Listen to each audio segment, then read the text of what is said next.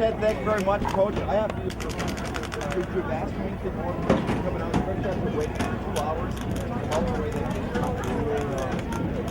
I guess so that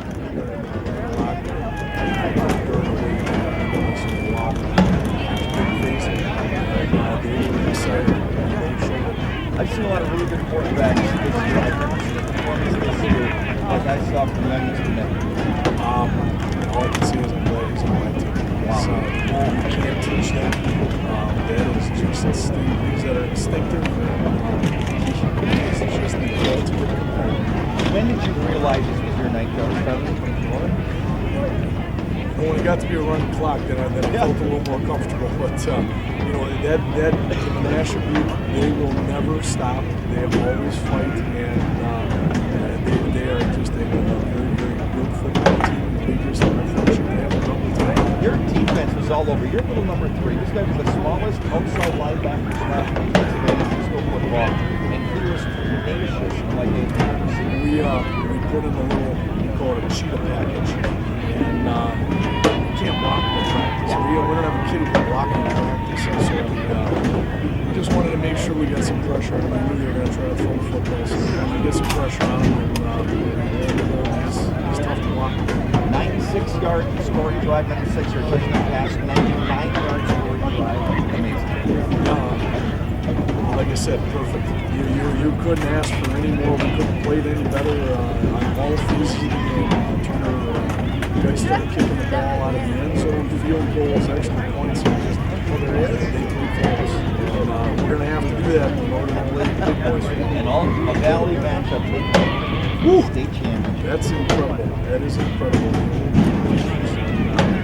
That is going to be a barn burner as well. What have you done here over the last years? It's an amazing story. Thank you.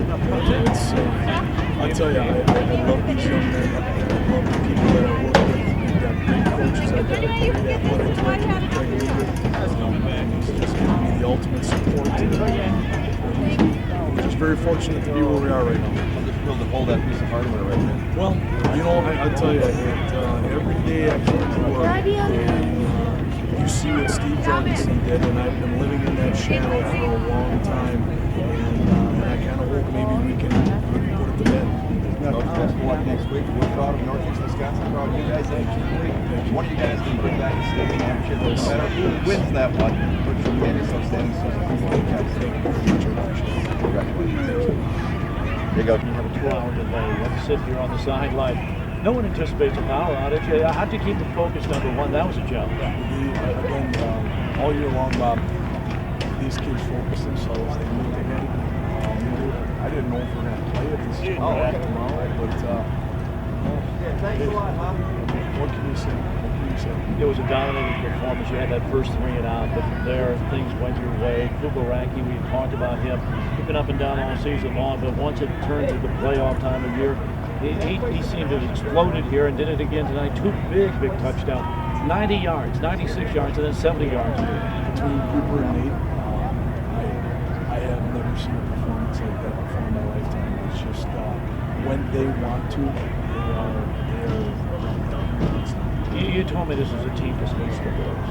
And I saw it again tonight because they weren't satisfied. A lot of teams get up 17, say, okay, we're up by 17. They didn't take the pedal off the gas at all. They didn't slow it down at all night. I think that's a credit to our offensive coordinator, Rob Vanderbilt.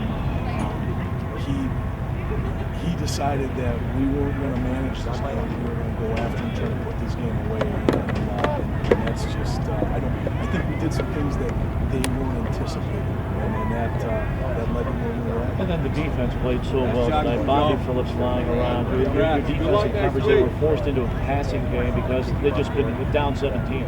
You can't go to Shez and run all night with Shez. They had to throw it down the field. Kujawa in the defensive backfield, him in the defensive backfield. All these guys, they got on their guys and they made sure that nothing got over the top.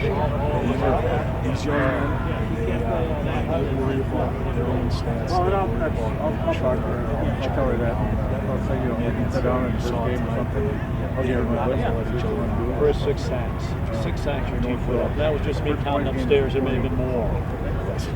I mean, you hit it on the head. It's just tenacious. We've got some kids that Hopefully I she'll hope have you her guys book will with hit us. level 4 again. It's talking about getting ready. First of all, had you had them play tomorrow, we would cut down on preparation. And it was good that we could get the game in. It was in doubt for a long time, but when the lights came up at 9 o'clock, there had to be some relief there that had you won the ball game, or if you won the ball game, you wouldn't have a short week to prepare for Kimberly. Well, and, you know, we've had many times they have knocked us out of the playoffs.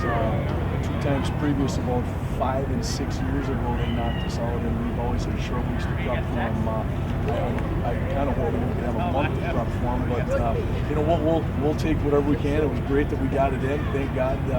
WPS and the whole Green Bay area got this thing figured out. And you look back as you're trying through the playoffs, we've had the double overtime. We didn't play well against Slinger in the first round. Then we have a 2-hour power delay. You're talking about teams of destiny. My goodness. You know, I looked at this and I said, there's something just not like us. But you know, for our kids to come out, and we talk about this all the time, we're going to be in adversity. I didn't think the only adversity we'd face tonight would be a power outage. But I'll take it, and I'm not going to cry. Get ready right away on Sunday. We're planning to come back on Saturday, look at the film, and then get ready on Sunday. Kimberly is they've won game 76-0. We call them jokingly the University of Kimberly, but they're that good. Yeah, we'll be in tomorrow morning. We'll be in tomorrow morning bright and early, and I will probably have about 20-some hours in this week, and just hopefully to give ourselves a game plan and a chance. Last time they were 13 years ago, you weren't part of the program. We came on afterwards. There were lean years, there have been good years, but this by far is the best year, and it's great to be back in the big house playing on a Friday. It is incredible, Bob. Again, I've been saying this. It's almost surreal to be at this point. Little by little, game by game, these guys have just accomplished, and you know what? Now anything can happen. I know there's other guys want to talk to you. Appreciate it. Thanks, Rich. Thank you.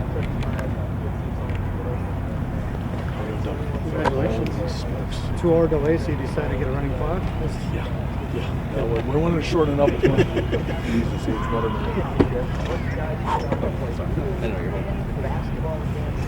Chris, just what's your reaction? 38 zip, your kids probably couldn't have played any better than I'd have to say perfect. You know, we went in the first half and we said, guys, you played a perfect half.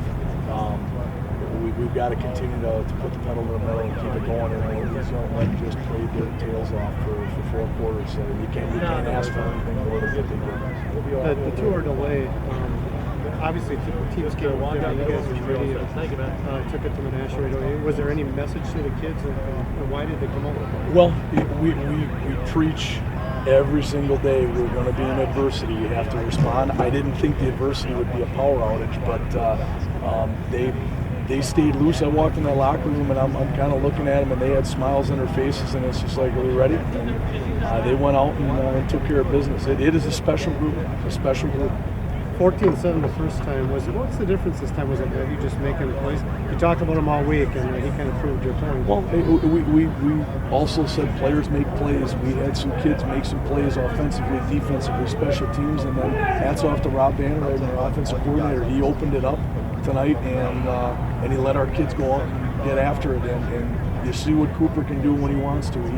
Wow. And Neveau, I'm sure glad he's on our side, and Robert Phillips and our D-line, and it's just, the list goes on and on. It's just phenomenal kids, phenomenal work ethic, just good stuff. Talk about your last, 4.5, 5 quarters, and plus the double overtime, and just, is this the best that you've seen this team play? I think they have finally realized how good they can be, and I think they believe in what they can get to. So yeah, it's been a real joy to watch it. I just kind of stand back as a spectator. Talk about going up against Kimberly. I guess this is the BFA championship and the state championship all rolled into one. You know, and the interesting part is we open up with them next year. So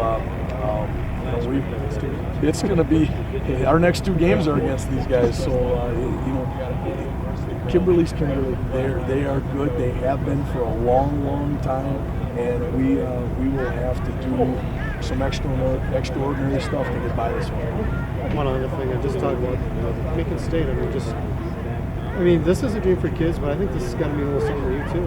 Well, you know, it's one of those things where I walk in every day for the last 9 years, and I look at all those conference titles and numbers on a banner, And